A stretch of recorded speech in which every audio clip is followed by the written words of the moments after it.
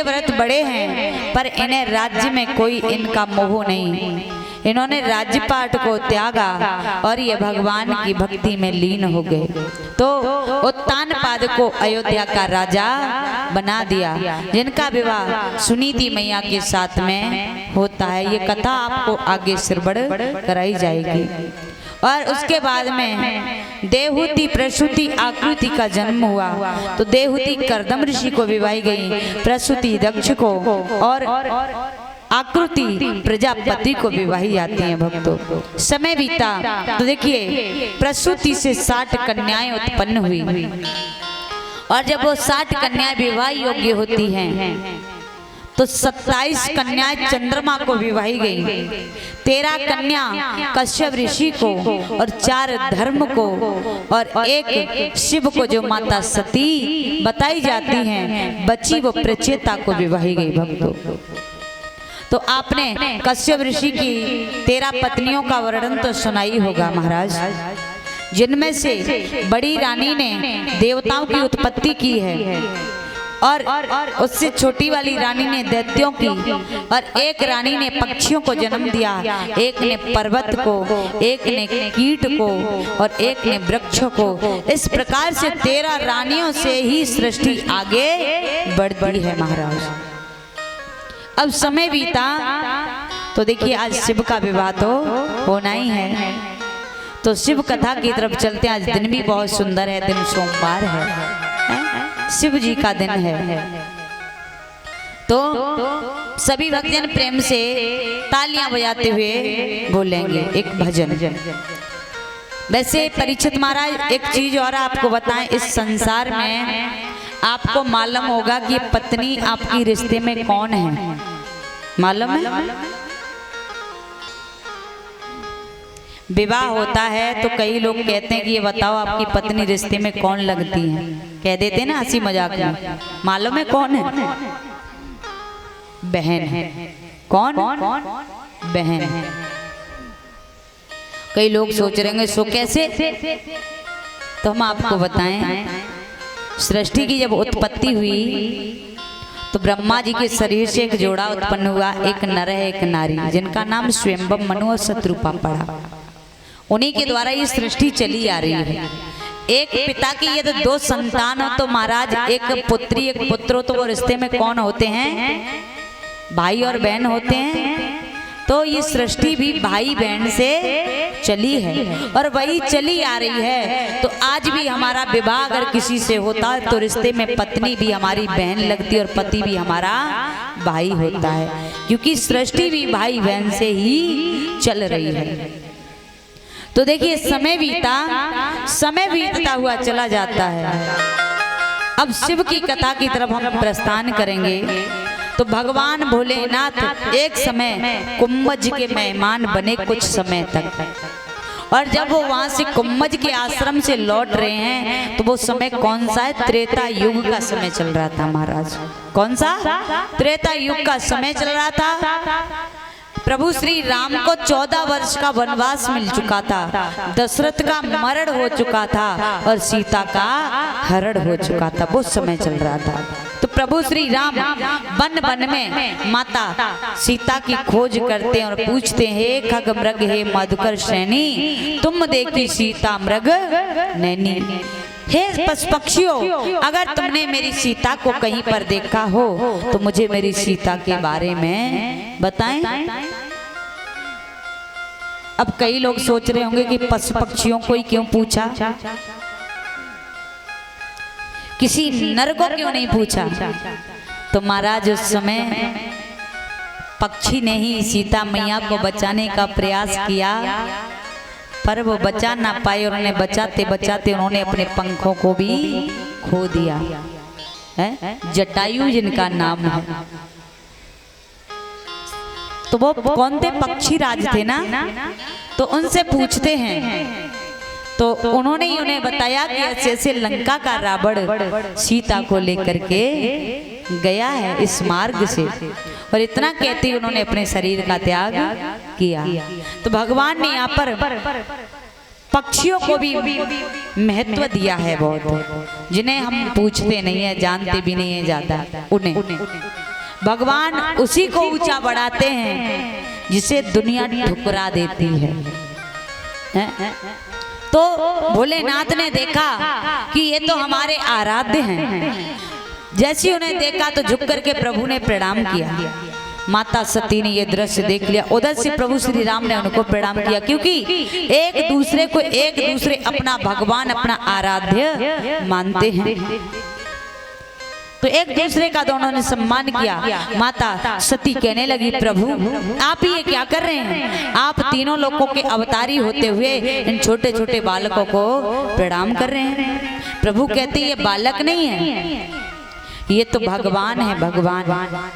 माता इनकार कर देती है, नहीं, अगर ये भगवान होते तो ये बच्चों की तरह इस प्रकार से जंगल में रो रहे हैं, ये रो क्यों रहे हैं? भगवान भोलेनाथ कहते हैं इनकी पत्नी को किसी ने चुरा लिया है, ये उनकी खोज कर रहे हैं, उन्हें ढूंढ रहे हैं। माता सती कहती है अगर ये भगवान होते तो ये तो बैठे ही बैठे पता लगा लेते, और ये तो इस प्रकार से रो रहे हैं, ये भगवान नहीं है। सुनो हम बताते ये कौन है।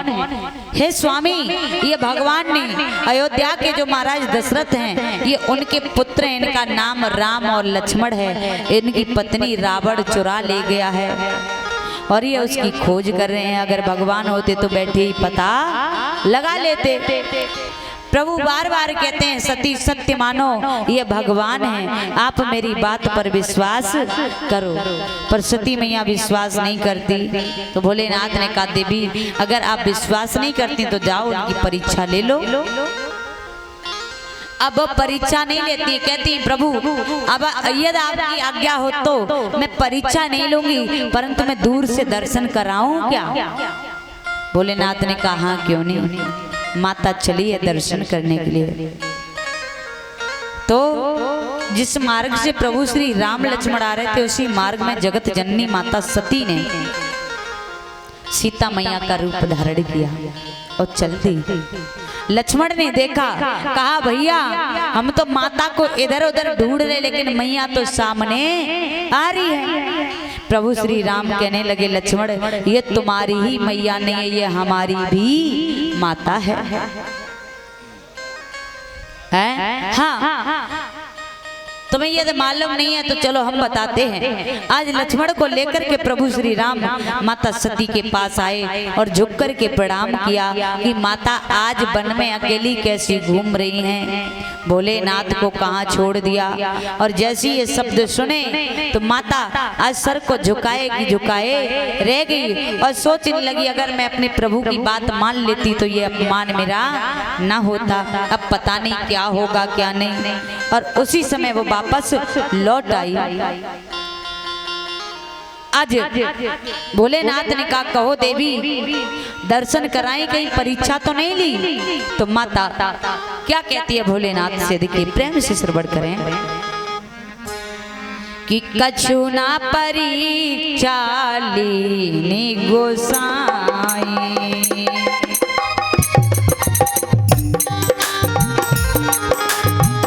कछु ना परीक्षा लीनी गोसाई,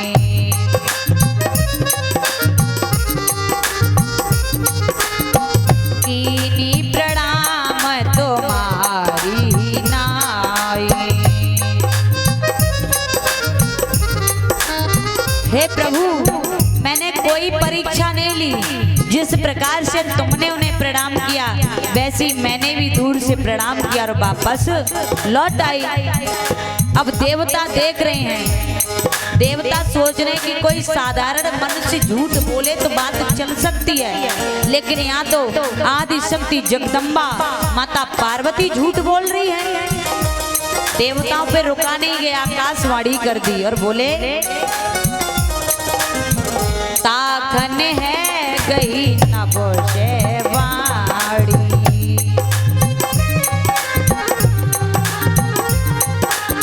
बाबा कह रही झूठ भवानी।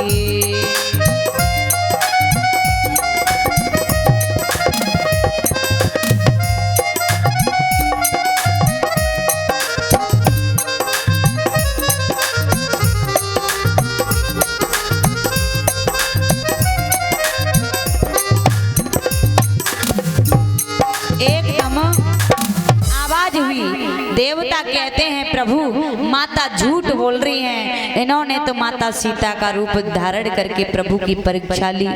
और जैसे ये शब्द सुने भगवान भोलेनाथ ने मनी मन में सती का परित्याग कर दिया कि हे देवी तुमने ये अच्छा नहीं किया, जिन्हें मैं अपना आराध्य मानती हूँ, अपने माता मानती हूँ, तुमने उनका रूप धारण किया, तो आज के बाद मैं तुम्हारा त्याग करता हूँ और जब भी मैं कभी तुम्हें देखूंगा तो माता सीता के रूप में तुम्हारे दर्शन करूंगा। सती का उन्होंने त्याग कर दिया। 87,000 वर्ष की समाधि लगा करके भोलेनाथ बैठ गए। और जब भक्तों 87,000 वर्ष पूर्ण हुए, नेत्र खुले, तो भोलेनाथ ने क्या देखा है कि कैलाश पर्वत पे आज देख रहे हैं भोलेनाथ के सभी देवी देवता अपने अपने विमान पर बैठ करके और कैलाश पर्वत से होकर के जा रहे थे। सती ने आकर के पूछा, हे दीन बंधु दयानिधि, ये सभी देवी देवता अपने अपने विमान पर बैठ करके कहाँ जा रहे हैं? आज भोलेनाथ कहते हैं देवी ये तुम्हारे पिता के भवन में जा रहे हैं, तुम्हारे पिता ने बहुत बड़ा हवन यज्ञ किया है और ये उसी हवन यज्ञ में जा रहे हैं, तुम्हारे पिता ने सबको निमंत्रण दिया है, सबको, पर मुझे क्यों नहीं दिया? भोलेनाथ कहते हैं देवी एक बार सभी देवताओं की सभा लगी हुई थी, देवी देवताओं की, और उस सभा में मैं भी बैठा था, तुम्हारे पिता का आना हुआ तो उनका सभी ने सम्मान किया, परंतु मैंने सम्मान नहीं किया, वही अपमान करने के लिए उन्होंने सबको निमंत्रण दिया पर मुझे निमंत्रण नहीं दिया। सभी भक्तजन प्रेम से तालियां बजाते हुए एक छोटा सा भजन बोलें, उसके बाद इससे आगे की कथा श्रवण करें। और जो भी माताएं नृत्य करना चाहती हैं वो नृत्य कर सकती हैं। प्रेम से बोलेंगे।